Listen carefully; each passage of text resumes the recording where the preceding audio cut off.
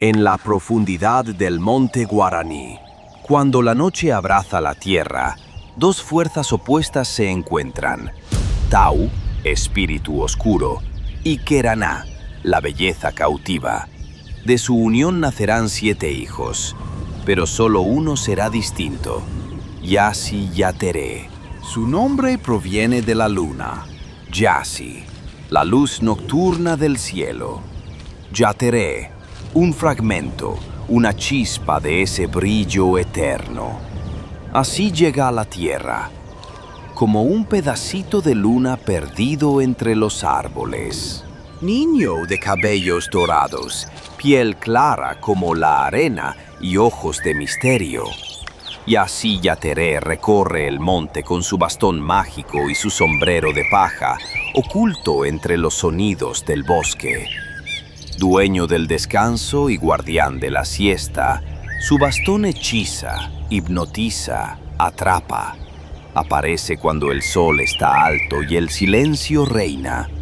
Con su magia invisible, seduce a quienes no respetan el sueño del mediodía. No es enteramente maligno, pero puede ser cruel. Atrae a los niños con su canto y los lleva a rincones del monte donde el recuerdo se desvanece. Algunos vuelven, otros caen en las garras de Ao, su hermano caníbal. Desde Paraguay hasta el noreste argentino, el sur de Brasil y Bolivia, el silbido de Yassi Yateré cruza fronteras. Vive en la memoria oral de pueblos guaraníes que aún respetan su presencia. Cada región, Yassi Yateré se transforma, a veces travieso, otras sagrado, siempre misterioso. Su silbido no es cualquiera, es embrujado, encantador, como el canto de un ave que no se ve.